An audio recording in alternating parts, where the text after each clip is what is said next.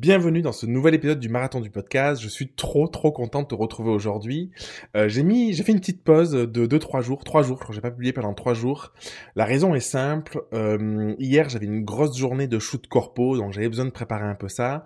Il y avait le week-end entre-temps, et du coup, voilà, c'était un petit peu repos. Et surtout, la véritable raison, c'est que si tu me regardes sur YouTube, tu vas peut-être remarquer que je suis debout maintenant. Je me suis acheté un bureau qui monte, et du coup, le temps de... il y avait les enfants ce week-end, le temps de monter le bureau, le temps de refaire tout mon setup vidéo, de tout mettre en place et tout. Ça m'a pris un peu de temps et du coup j'ai mis ça en pause parce que je me suis dit voilà, plutôt que de faire ça à l'arrache, je vais faire ça bien, donc je vais tourner aujourd'hui. Donc on est mardi, l'épisode va sortir aujourd'hui, donc au lieu de sortir ce matin, il sortira ce soir. Et d'ailleurs ça tombe bien que soit passé tout ça parce que aujourd'hui je réponds à une question d'Anne-Laure. Anne-Laure, j'ai déjà répondu à une de ses questions.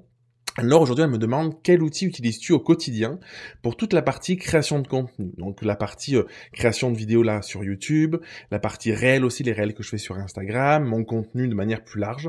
Donc aujourd'hui, je vais répondre à tout ça, je vais t'expliquer mon setup de lumière, mes éclairages, comment ça se passe, le matériel que j'utilise et surtout les outils, les solutions que j'utilise et qui me permettent clairement de gagner un temps phénoménal dans mon quotidien.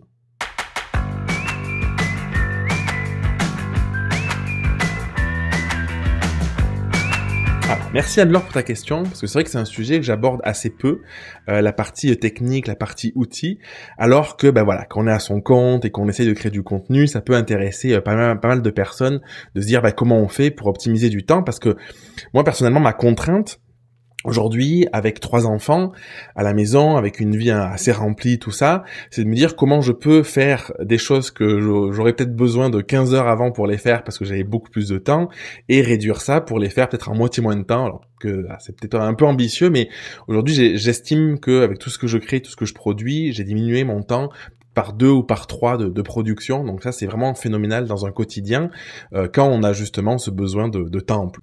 Donc le premier outil que j'utilise, c'est Google Keep. Donc c'est très simple. Google Keep, c'est quoi? Si tu connais pas, c'est un bloc-notes. Tu peux noter sur ton téléphone, ton ordi, c'est disponible partout. C'est une solution qui est proposée par Google. Je note une idée de podcast, une idée pour le marathon, par exemple, des choses comme ça. Et une fois que c'est noté, ce qui est pratique, c'est que tu peux le classer par catégorie. Donc tu peux faire des catégories podcast, je sais pas, moi j'ai la newsletter, j'ai des idées d'offres pour la photo, j'ai plein de catégories comme ça. Donc tu structures un peu ton truc. Et ensuite, deuxième chose, c'est que tu peux mettre des codes couleurs. Moi j'utilise les codes couleurs pour savoir si c'est quelque chose qui est à tourner, c'est juste à l'état d'idée. Si l'idée elle est finalisée et que du coup je peux faire le tournage ou que j'ai besoin de faire le plan, et une fois que c'est tourné, par exemple là, une fois que ce sera tourné, je le mettrai dans un autre code couleur. Et du coup ça me permet d'avoir quelque chose qui est visuel. Donc il y a d'autres solutions qui existent. À une époque j'ai essayé Trello. Aujourd'hui je pense que c'est un peu, on l'utilise plus trop. Trello c'était pratique, mais bon voilà, moi d'aller sur un site machin et tout, c'était un peu pénible. Je sais qu'il y en a beaucoup qui utilisent Notion aujourd'hui. Moi j'essaie de me mettre à Notion. Je sais pas, j'essaye de faire les trucs le plus simple possible. Plus c'est simple, je trouve, plus c'est efficace.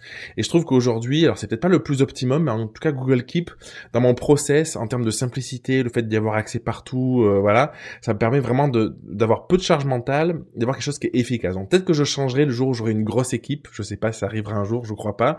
Mais en tout cas, voilà, pour l'instant, c'est quelque chose qui est assez simple et qui me convient d'utiliser Google Keep. Deuxième chose, du coup, pour la partie création, une fois que l'idée est posée, soit je le fais directement sur Google Keep, donc j'ai ma fiche, soit si j'ai besoin d'aller un peu plus loin, j'utilise la suite Google, donc Google Doc par exemple, pour écrire plus de contenu, des choses comme ça, et ça me permet de rester dans l'écosystème et de connecter un peu tout ça de manière assez simple.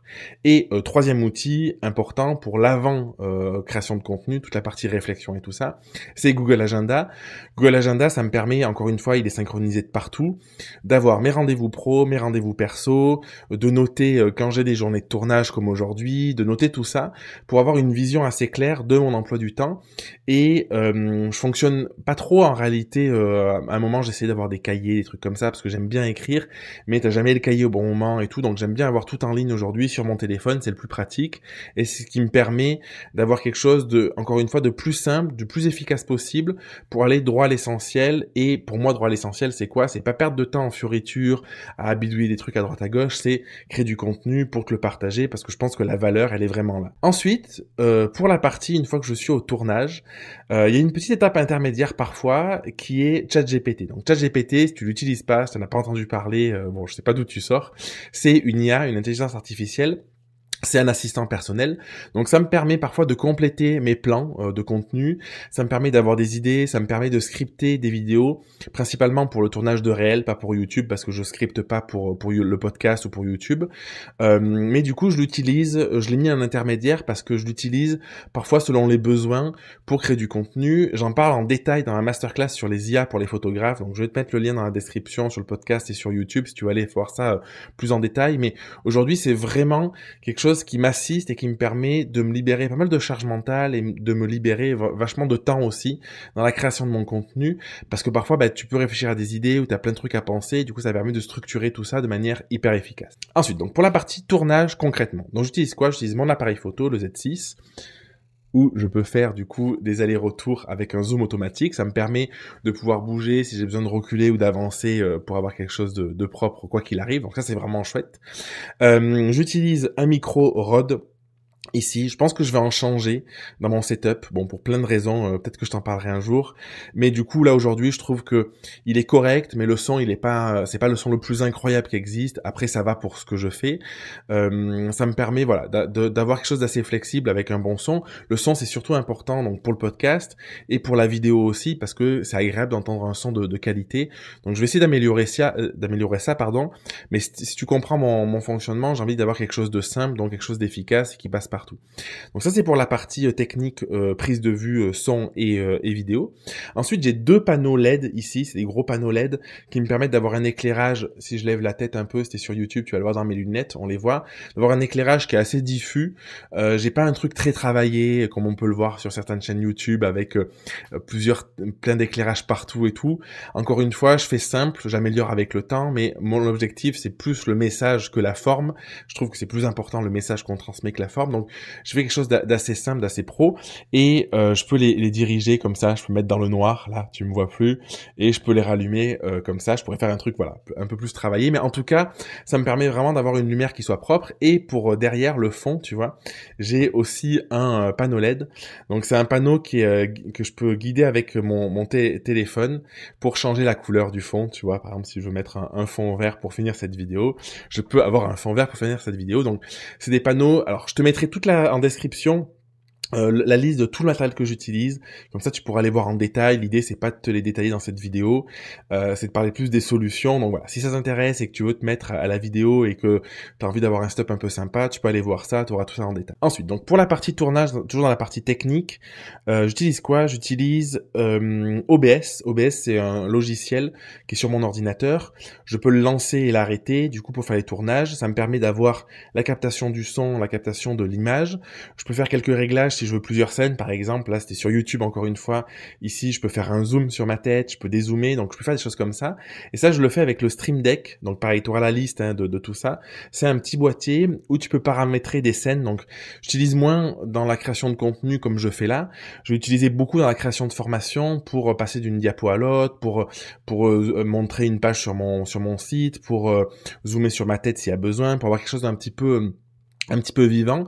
Et surtout le Stream Deck que j'utilise dans la création de contenu pour lancer et arrêter l'enregistrement. Aujourd'hui, ma philosophie, c'est de me dire, mon temps, la valeur de mon temps, elle n'est pas dans le fait de faire des montages à gogo de partout, elle est vraiment dans le fait de transmettre et de partager mon message. Et du coup, ce que je fais, c'est que j'appuie sur un bouton, ça lance l'enregistrement, je rappuie sur un bouton, ça arrête l'enregistrement, et j'ai mon fichier qui est finalisé. Et dans mon process, ce que je vais faire, c'est de temps en temps, je vais faire des pauses, parce que soit je vais réfléchir à une idée, à quelque chose pour l'approfondir, soit j'ai besoin de lire un document. Donc comme là je vais faire une pause, là j'ai lu mon document et du coup je reviens, je te reparle. À la fin de cette vidéo, je vais appuyer sur stop et j'aurai mon fichier. Et du coup la post-prod après l'enregistrement, après tout ce setup, je passe aujourd'hui par Marketing Automation Ninja. Donc pareil, je vais te mettre le lien en description. C'est quoi? C'est une solution qui a été développée par un ami et qui utilise de l'IA et qui permet sur un fichier vidéo brut, donc comme celui-là que je vais lui mettre sur un drive, de faire toute la post-prod. Donc la post-prod c'est quoi? C'est couper les blancs, par exemple, de la vidéo quand j'arrête de parler. Sur Instagram, c'est sous-titrer la vidéo avec une mise en surbrillance des mots importants, mettre au bon format, parce que je me filme tout le temps dans ce format-là, format paysage, ça remet au format vertical, par exemple. Ça me permet de faire une miniature sous YouTube automatique, donc c'est une miniature qui est simple. Alors tu peux faire des templates un petit peu, mais si tu vas voir sur mes dernières vidéos du marathon du podcast, du coup, ça me met le titre automatiquement et du coup, j'ai rien à gérer. Donc ça, c'est génial, ça permet d'auto-publier publier aussi le contenu sur les différentes plateformes. Donc pas sur Instagram encore pour l'instant, mais je pense que ça viendra le jour où Instagram ouvrira ça. Donc là, ça me permet vraiment de gagner un temps dingue parce que en gros, j'enregistre, je tourne là, ça fait une dizaine de minutes que j'enregistre. Quand j'aurai fini, j'arrête. Et en fait, moi, j'ai plus de temps du coup utilisé pour ça, à part le glisser mon fichier de mon dossier sur mon ordinateur, sur mon drive. Et après, ça se fait tout seul. Donc ça, c'est vraiment un truc de fou parce qu'avant, ça me mettait peut-être que pour un enregistrement de 15 minutes, je mettais encore peut-être au moins une bonne demi-heure de faire les montages, les exports et tout ça. Là, ça me met l'intro sur YouTube de la vidéo, l'outro sur YouTube. Sur le podcast, ça met l'intro et l'outro du podcast. Donc, c'est vraiment un truc qui est dingue pour ça. Donc, vraiment, je vais te mettre le lien parce que c'est pas parce que c'est un ami, c'est parce que j'utilise tous les jours. Sa solution, du coup, bon, c'est payant, hein, mais du coup, c'est juste ouf et ça permet de gagner un temps de malade dans la production de ton contenu. Donc, va voir ça si tu veux créer du contenu, si tu veux sous-titrer tes stories, tes réels sur Instagram de manière hyper efficace, sans avoir besoin de le faire manuellement et tout. C'est vraiment ouf. Et tu peux aller voir mon compte Instagram d'ailleurs. Tous mes derniers réels postés, je passe par ça et c'est vraiment dingue.